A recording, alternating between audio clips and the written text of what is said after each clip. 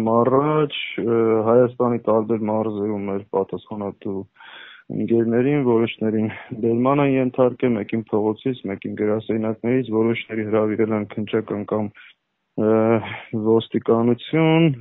այդ թվում նաև որոշների տներում արել են խուզարկություններ։ Նոյեմբերյանի մեր պատասխանատուի Հրազդանի, Աբովյանի քիչ առաջ իմացանք Սպիտակի մեր ընկերների տներ են այցելել, այսինքն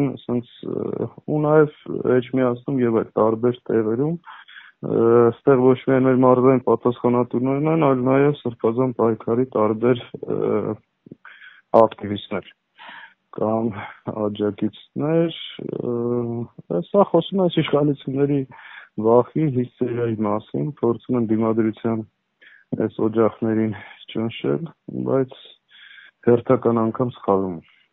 Սա պայմանավորվում եք Փաշինյանի Թուրքիա այցով, քանի որ նաև կառավարական ամառանոցն է խստիվ վերահսկվում, ոստիկանական մեծ հատվածներ են կուտակվել այնտեղ։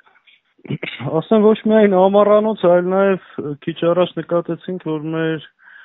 գրասենյակների շրջակայքում են տարբեր ուժեր խլրտում։ Ակնհայտ է, այս ամեն ինչը պայմանավորված է իր Թուրքիայում գտնվելու հանգամանքով եւ թուրքերին պահանջը հերթական անգամ բավարարելու եւ նրանց դուր գալու համար պետք է այս մարդը պայքարի ազգային ուժերի եկեղեցու դիմադրություն ցուցաբերող գործիչների, դիմադիրների նկատմամբ։ Սա հերթական ալիք է մեր դեմ, սա նոր բան չի, բայց ես շատ հստակ ուզում եմ Դաշնակցության անունից հայտարարել, որ այս ձևով մեր հետ չեք կարող խոսել ու այս ձեռագրով, այս ճնշումներով